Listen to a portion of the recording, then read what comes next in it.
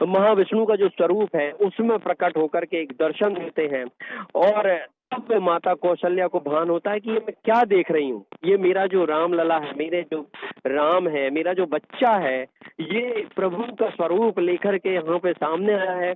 और उस वक्त ही जो है वो जो तस्वीर है उस समय सामने आती है। और फिर जो भगवान और माँ के बीच में संवाद होता है, तब माँ ये कहती है कि प्रभु आज से मेरी जो स्मृति है, इस समय के तक की जो स्मृति है वो मुझे भुला दो, क्योंकि मुझे मेरा बच्चा चाहिए, मुझे मेरा रामलला चाहिए। मैं प्रभु मुझे नहीं चाहिए, मैं उस बच्चे के साथ खेलना चाहती हूँ, उस बच्चे के साथ अपना समय बिताना चाहती हूँ जिस बच्चे ने के लिए मैंने इतनी आतुरता से इंतजार किया है।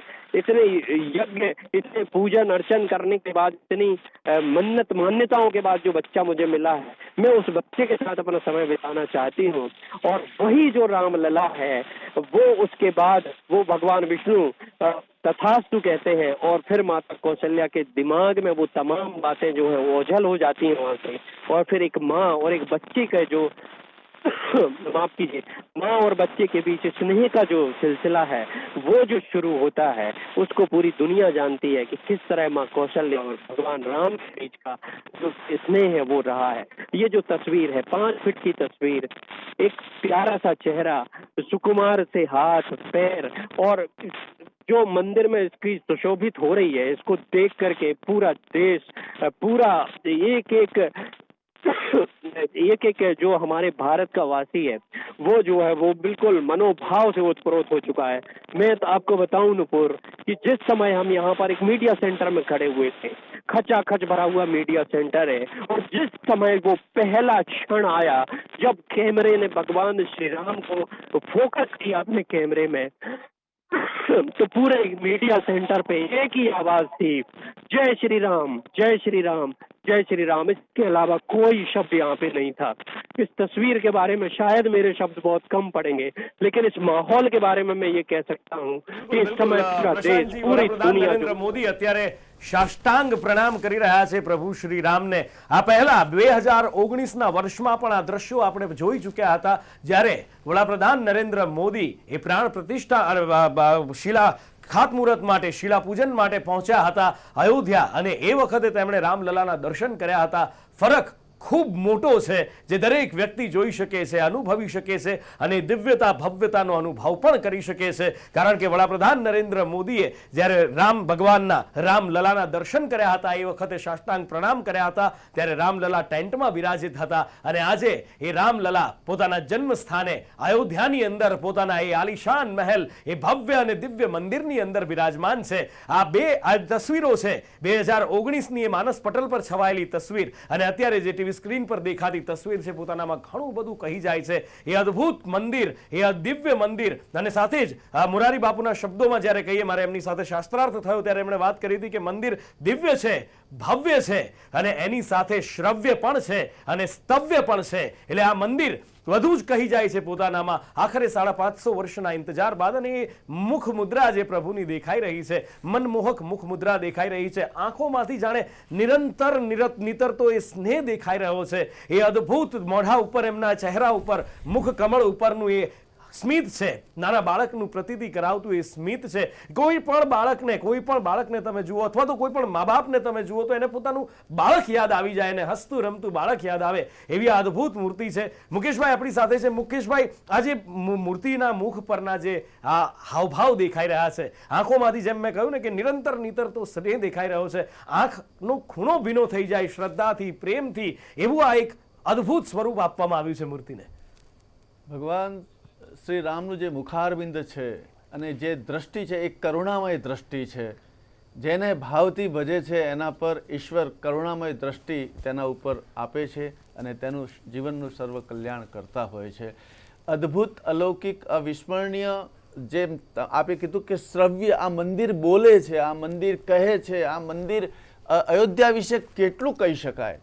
અને આજે આપણે ન કેવલ ભારતીય લેકિન સમગ્ર વિશ્વ સનાતન ધર્મીઓ માટેનો આ જે ઉત્સવ છે એક ગૌરવાન્વિત કરતો ઉત્સવ છે બિલકુલ, બિલકુલ. અને પ્રસન્નતા પમાડે એવો ઉત્સવ છે. બિલકુલ એ ઉત્સવ છે, આ ઇતિહાસની અંદર અંકિત થનારો આ ઉત્સવ છે જે સદીઓ સુધી યાદ રાખવામાં આવશે. એ રામ મંદિર વર્ષો સુધી, હજારો વર્ષો સુધી એ સાબિતી આપતું રહેશે ભગવાન શ્રી રામની, કે જ્યાં આગળ ભગવાન શ્રી રામનો જન્મ થયો હતો. રામભદ્રાચાર્યજી જ્યારે કોર્ટની અંદર પૂછવામાં આવ્યું હતું કે જજ દ્વારા, જજની પેનલ દ્વારા, કે શું તમારી પાસે એવા કોઈ ઠોસ પુરાવા છે કે જે શાસ્ત્રોમાં લખેલું હોય કે જેમાં ભગવાન શ્રી રામનો ઉલ્લેખ હોય, ત્યારે રામભદ્રાચાર્યજીએ કોર્ટમાં કહ્યું હતું કે સરયુથી 300 ધનુષ દૂર, એ વખતે ધનુષમાં એ માપ લેવાતું હતું, 300 ધનુષ દૂર રામલલાનો જન્મ થયો હતો. 300 ધનુષ એટલે 3-3.5 હાથ ગણવામાં આવે છે. એ 300 ધનુષ દૂર એ જન્મ થયો અને જ્યારે કોર્ટ દ્વારા એ માપણી કરવામાં આવી, એ માપણીમાં પણ એ જ સ્થળ નીકળ્યું અને કોર્ટ દ્વારા એમની જે ગવાહી છે 141 નિવેદનોમાંથી 139 નિવેદનો કોર્ટ દ્વારા ગ્રાહ્ય રાખવામાં આવ્યા હતા. અને આજે દિવ્ય અને ભવ્ય મંદિર આપણી સાથે છે. સંદેશ ન્યૂઝ ચેનલ હેડ પ્રશાંત નિમાજી અમારી સાથે જોડાયેલા છે. પ્રશાંતજી, સૌથી પહેલા તો આપણે મૂર્તિની વાત કરીએ, એના હાવભાવની વાત કરીએ, સુંદરતા, એ મનમોહકતાની વાત કરી, પણ જ્યારે રામલલાની પ્રાણ પ્રતિષ્ઠા થઈ, રાઘવની પ્રાણ પ્રતિષ્ઠા થઈ, अयोध्या अंदर माहौल केवो हतो ये जानवू है. उस माहौल के बारे में तो आप यदि ना ही पूछे तो अच्छा है नुपुर. मैं इस समय यहाँ से ये बता सकता हूँ कि जब आप लगातार सुबह से ये खबर हमारे दर्शकों तक पहुँचा रहे हैं और आपके अंदर भी वो भाव पैदा हो रहे होंगे कि वो वक्त कब आ जाए, वो 12:24 या 26 मिनट 38 मिनट 39वां मिनट कब आ जाए कि हम वो एक स्वरूप, वो मूर्ति का वो चेहरा, उसकी आंखें, उसके गाल, उसके होंठ, उसकी आंखें, उसका ललाट, उसके बाल, वो सब देख लें. ये भाव आपके अंदर भी महसूस हो रहा होगा. अयोध्या में हम पिछले 6 दिनों से यहाँ पे मौजूद हैं. यहाँ की गली गली, यहाँ का कण कण, यहाँ का जर्रा जर्रा जो है, कई वर्षों से इस बात की रास्ता देख रहा था कि वो पल उनके लिए कब आ जाए. मैं आपको ये बता सकता हूँ नुपुर कि जितनी गलियों में हम अयोध्या में गूंजे हैं, शायद ही 50 मीटर की दूरी पर यहाँ पर राम यज्ञ जैसा चल रहा है. हर कोई राम की प्रतीक्षा में है. ऐसा नहीं है कि राम यहाँ नहीं थे, ऐसा नहीं है कि वो राम की पूजा अर्चना नहीं हो रही थी, ऐसा नहीं है कि राम को लोगों के मन में नहीं है. भगवान राम यहीं थे, उसी जगह पे मंदिर परिसर में. लेकिन हमने भी आखिरी दिन था वो 19 जनवरी को, जब हमें ये मौका मिला कि जो टेंट में भगवान श्री राम है, वो आखिरी दिन और शाम के 6:15 बज रहे थे नुपुर, जब हम वो दर्शन करने के लिए अंदर पहुंचे. मेरे जीवन का ये पहला क्षण था, मैं आपको बताऊं, जब मैं अयोध्या आया और मैंने देखा कि जो टेंट की बातें होती हैं, जहाँ श्री राम है अभी, हमने जब वो देखा तस्वीर, तो इस तरीके से कलेजा जो है वो फट गया था. ये मैं आपको अपने मन के भाव बता रहा हूँ. इस बात को आप समझने की कोशिश कीजिए. जब हमने वो देखा और वहां से हम जब निकले, एक टेंट बना हुआ है, चारों तरफ टीन की चादरें हैं और बीच में एक छोटा सा एक हिस्सा है, जैसे वहां पे भगवान को जो है सजावट के साथ, सुंदर सजावट के साथ उनकी पूजा अर्चना होती है. लोग आते हैं, वो रेलिंग से होते हुए इनके दर्शन करते हैं, उन्हें प्रसाद मिलता है, वो निकल जाते हैं. लेकिन जैसे ही हम वहां से निकले तो हमें वो एक जो दिव्य और भव्य मंदिर की बात आप बार बार जिन शब्दों का इस्तेमाल कर रहे हैं नुपुर, भव्य मंदिर, दिव्य मंदिर, वो दिव्यता का जब अनुभव हुआ और उसी दिन रात को एक पहले विजुअल जब सामने आए उस मंदिर की भव्यता के लाइट के साथ, तब एहसास हुआ कि ये जो टाट में पड़े हुए श्री राम थे, टाट में बैठे हुए श्री राम थे, अब जो है वो ठाट करने की तरफ अग्रसर होने वाले हैं.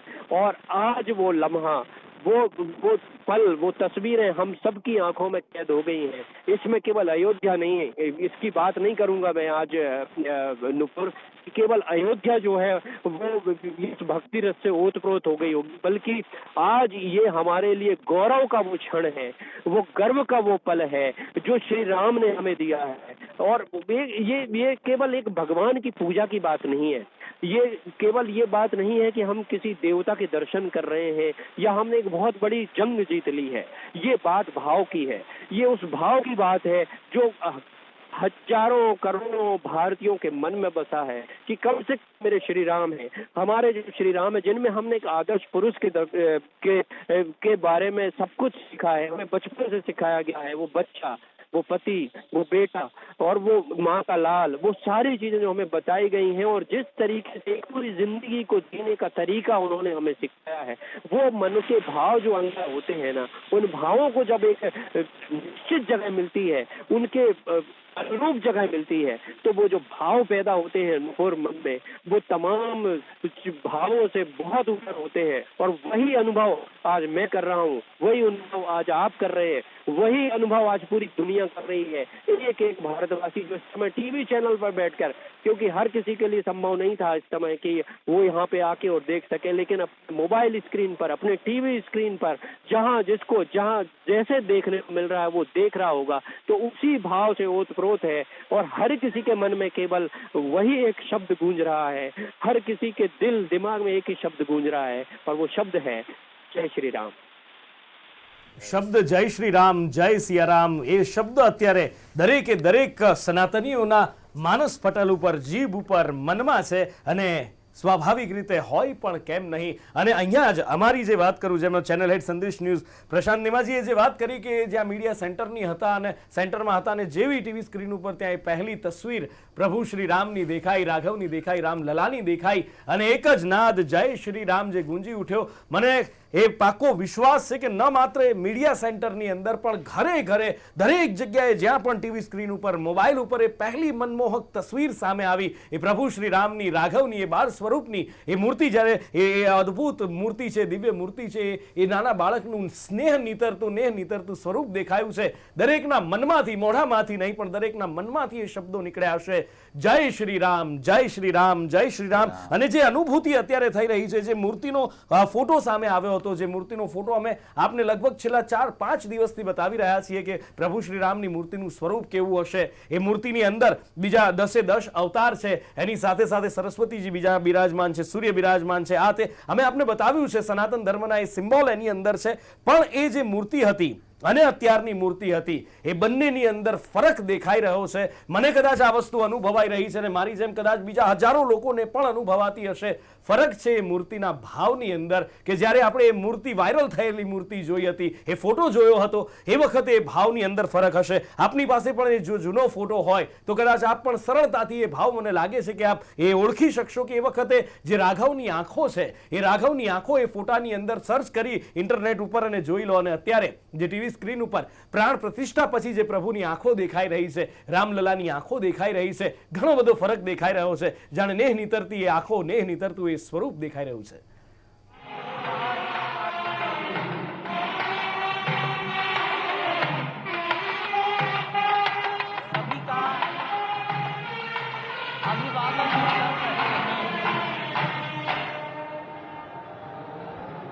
No, sir. पूर्वी सीढ़ियों की ओर आकर No, you are not entered. Sant This महापुरुष area to this area only. हैं, मस्तक नमन किया है. ईशान कोण के में बैठे हुए, आग्नेय कोण में बैठे हुए संत महापुरुषों को अपना मस्तक नमाकर प्रणाम निवेदन किया है. अब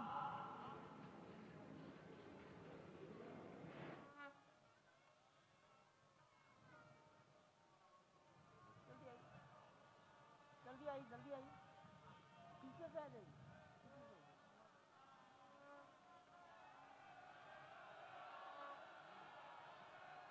दक्षिण दिशा में बैठे हुए समाज के गणमान्य नागरिकों को प्रधानमंत्री जी अपना अभिवादन प्रस्तुत कर रहे हैं.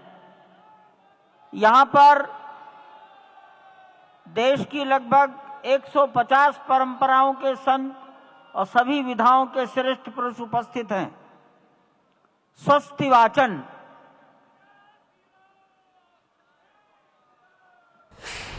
हरि ओम भद्रं कर्णेभिः शृणुयाम देवा भद्रं पश्येमाक्षभिर्यजत्राः स्थिरैरङ्गैस्तुष्टुवाग्गुंसस्तनु बिर्व्याशे मही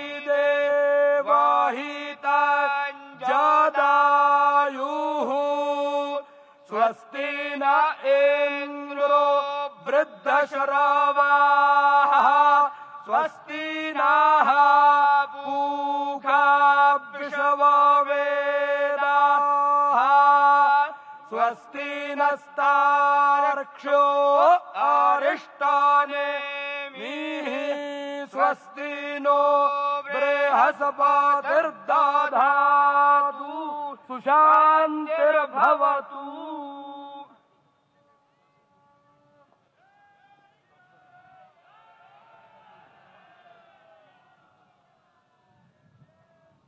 हमारे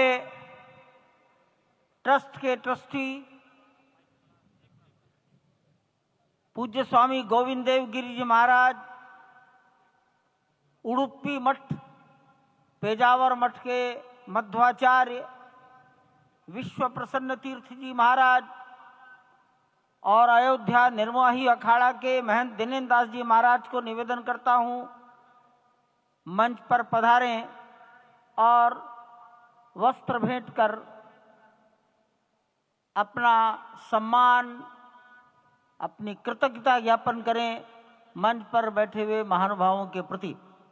पूज्य गोविंद देव जी महाराज, माननीय प्रधानमंत्री जी के लिए,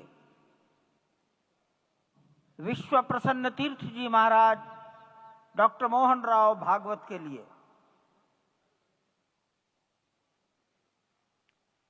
महंत दिनेन्द्र दास जी महाराज, माननीय मुख्यमंत्री योगी जी के लिए वस्त्र,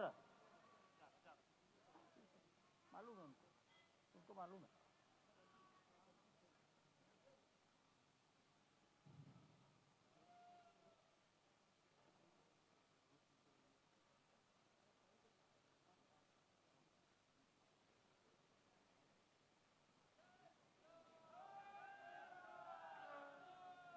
माननीय प्रधानमंत्री जी को गोविंद देव गिरी जी महाराज वस्त्र भेंट कर अपनी कृतज्ञता, प्रधानमंत्री जी के प्रति अपना सम्मान प्रकट कर रहे हैं। अन्य महानुभाव सम्मानार्थ खड़े हैं। पेजावर स्वामी जी माननीय डॉक्टर मोहन राव जी को,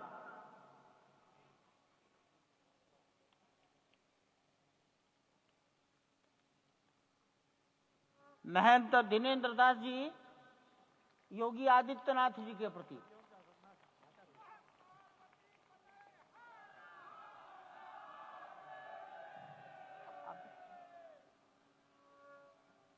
योगी आदित्यनाथ, मैं दिनेन्द्र दास जी, यही है।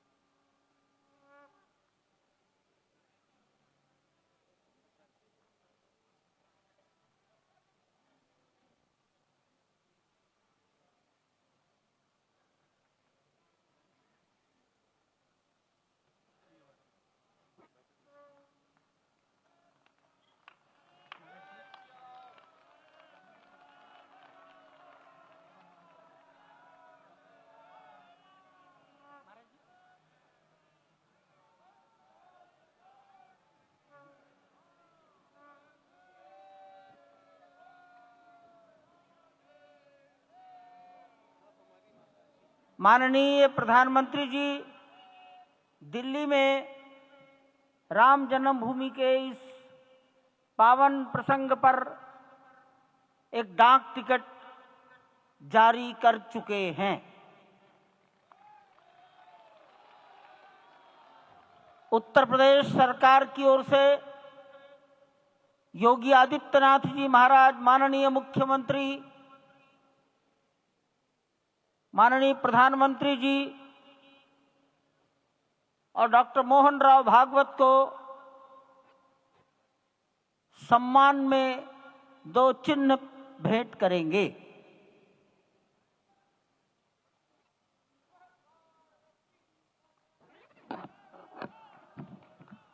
ये राम जन्मभूमि मंदिर के चांदी के 2 बड़े मॉडल हैं।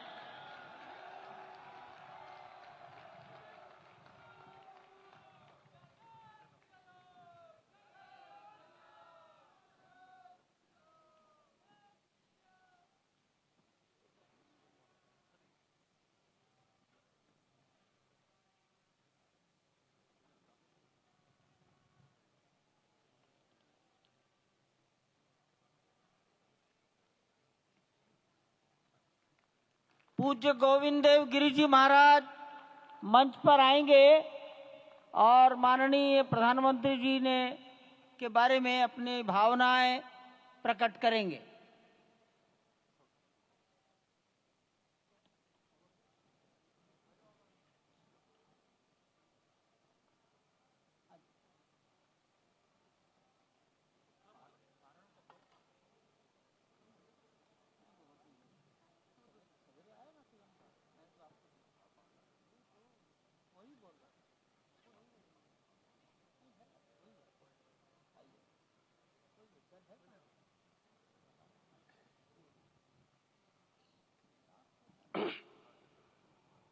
आपदामपहर्तारम दातारम सर्वसंपदाम लोकाभिरामम श्रीरामम भूयो भूयो नमाम्यहम्।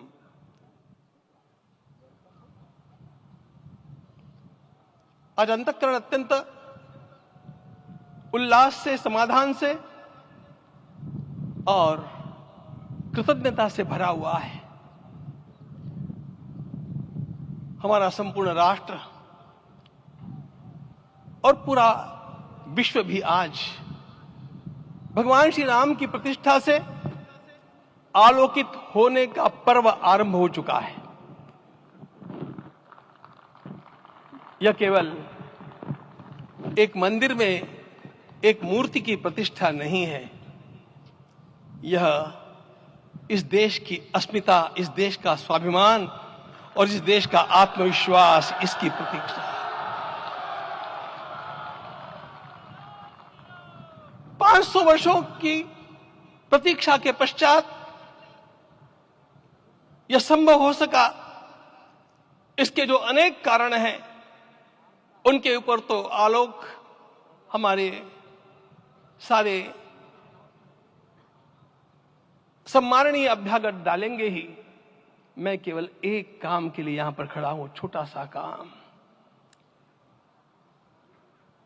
कारण तो अनेक होते हैं, लेकिन अनेक कारण मिलते मिलते आखिर वे एक विशिष्ट स्तर तक पहुंच जाते हैं और उस स्तर पर कोई महापुरुष हम लोगों को उपलब्ध होता है और उस विभूति के कारण युग परिवर्तित हो जाता है। इस प्रकार का परिवर्तन लाने के लिए अपने जीवन को साधना पड़ता है और इस प्रकार जीवन साधने वाले हमारे इस देश की परंपरा के अनेक महान रत्नों में आज हम लोगों को समय की आवश्यकता, युग की आवश्यकता, सनातन के अंतःकरण की आवश्यकता के रूप में हमारे सम्माननीय प्रधानमंत्री जी प्राप्त हुए हैं।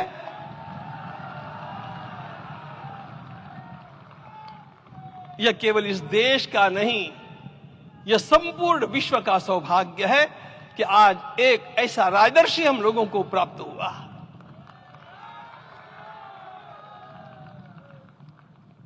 आपके मंगल हाथों से आज प्रतिष्ठा होने की बात थी, वह स्वाभाविक भी था, वो होना ही था मित्रों।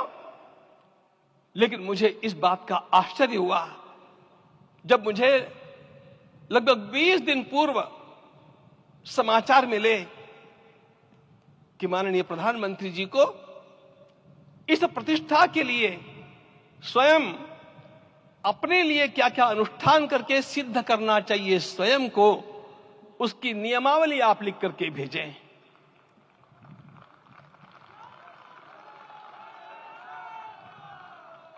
जिस प्रकार का हमारे देश का राजनीतिक माहौल है, कोई भी आकर के किसी भी समय कुछ भी कर्म करके चला जाता है, वो उद्घाटन हो चाहे पौधारोपण हो चाहे कुछ भी हो, लेकिन उसके लिए मैं अपने को सिद्ध करूं, इस प्रकार की भावना कहां होती है? यदि किसी ने पूछा तो मैं कहूंगा कि यहां होती है। भगवान श्री राम की प्रतिष्ठा करनी है। भारतीय जीवनादर्शों के सर्वोच्च आदर्श भगवान श्री राम है और इन समस्त जीवनादर्शों की प्रतिष्ठा करने के समान ही यहां की प्रतिष्ठा रही है। इसलिए एक महान विभूति को ऐसे लगा कि मैं अपने को भी साधूं, मैं कर्मणा मनसा वाचा, कर्म से, मन से और वाणी से अपने को उसके लिए शुद्ध बनाऊं, सिद्ध बनाऊं, और उसका मार्ग तप ही है। भगवत गीता ने कहा, यज्ञ दान तप कर्म न त्याज्यम कार्य में तत्।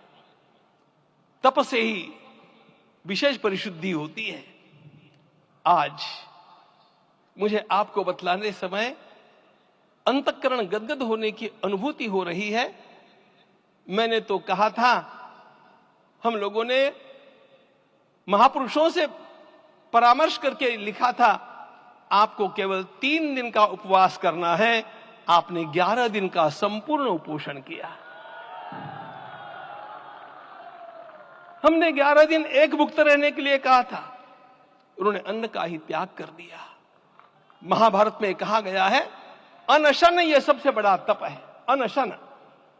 और उसको उनके जीवन में साकार होते हुए मैंने केवल देखा नहीं, मैं थोड़ा तार्किक हूं।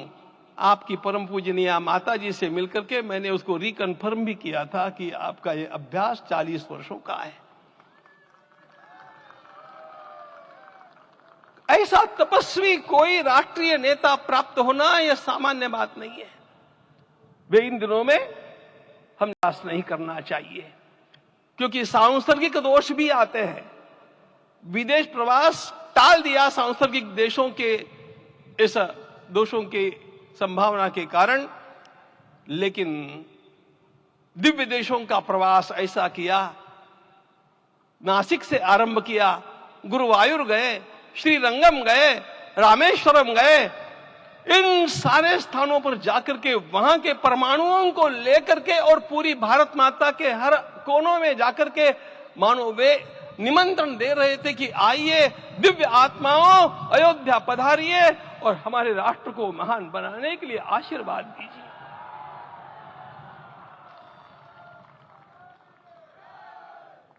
हमने केवल कहा था 3 दिनों तक आपको भूमि शयन करना चाहिए। 11 दिनों से आप भूमि शयन कर रहे हैं। इस कड़कड़ाती ठंड में इस प्रकार का शयन करना, मित्रों, ब्रह्मा जी ने सृष्टि को निर्माण किया। उस समय उन्होंने एक शब्द को सुना था। भारत की संस्कृति का सबसे मूल शब्द है तप, तप इति। हमारे पूज्य गुरुदेव के गुरुदेव परम गुरु कहा करते थे, कांची के परमाचार्य जी महाराज, तपश्चर। मैं जब भी उनसे मिलता था वे कहते थे तपश्चर। आज तप की कमी हो गई है, और उस तप को हमने साकार आप में देखा। मुझे इस परंपरा को देखते हुए केवल एक राजा याद आता है जिसमें यह सब कुछ था, और उस राजा का नाम छत्रपति शिवाजी महाराज। छत्रपति शिवाजी महाराज। मित्रों, लोगों को पता नहीं है शायद,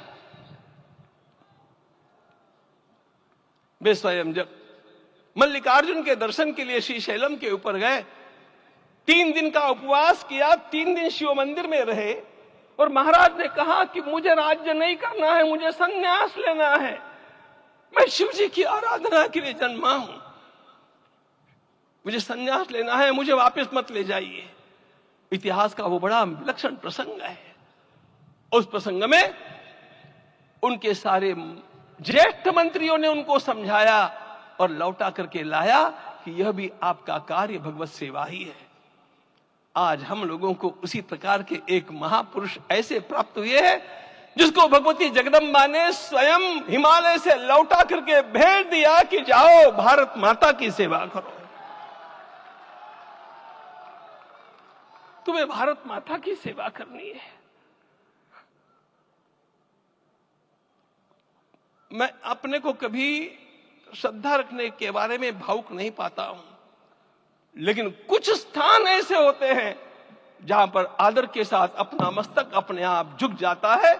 ऐसा एक स्थान हम लोगों को उच्च पदस्थ इस राजर्षि ने जब दिखाया तो मुझे छत्रपति शिवाजी महाराज के गुरु समर्थ रामदास स्वामी महाराज की याद आ गई। उन्होंने शिवाजी का वर्णन किया, निश्चयाचा महामेरु, निश्चयाचा महामेरु, बहुत जनासी आधारू, अखंड स्थितिता निर्धारू, श्रीमंत योगी, श्रीमंत योगी, श्रीमंत योगी। हम लोगों को आज एक श्रीमंत योगी प्राप्त हुआ। आज मैं यहां पर केवल इसलिए खड़ा हूं कि इतने तपस्या के पश्चात इन सारे महात्माओं की अनुमति लेकर के और उनके आशीर्वाद लेकर के उनका यह तप पूर्ण करने के लिए, उसकी सांगता के लिए उनको चरणामृत दिया जा रहा है। आप सबकी सहमति हो तो आप सब लोग ओंकार का घोष करके मुझे सहमति दें।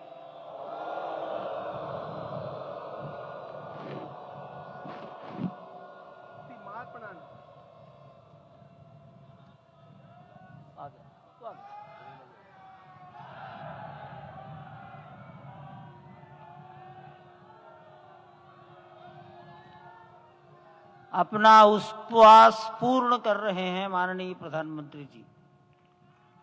11 दिवसीय उपवास को वो पूर्ण कर रहे हैं।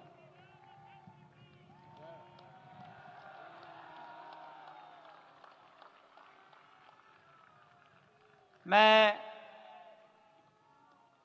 श्री राम जन्मभूमि तीर्थ क्षेत्र के अध्यक्ष पूज्य महंत नृत्य गोपाल दास जी महाराज,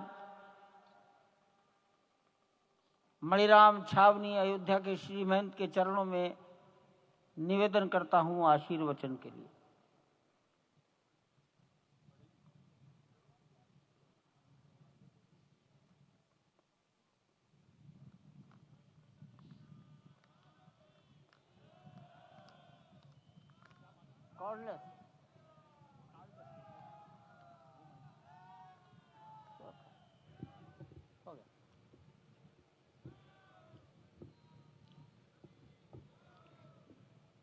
श्री सीताराम जी महाराज की जय। बड़े सौभाग्य की बात है, भगवान राम की पावन जन्मभूमि पर भगवान का महोत्सव हो रहा है। इससे बढ़कर के और क्या बात हो सकती है। वास्तव में भगवान की लीला ऐसी है, इसका वर्णन नहीं किया जा सकता है। इसलिए हम सभी लोग भगवान राम की पावन जन्मभूमि पर हृदय से अपना स्नेह, अपनी श्रद्धा समर्पित करते हैं। माननीय मुख्यमंत्री योगी आदित्यनाथ जी महाराज।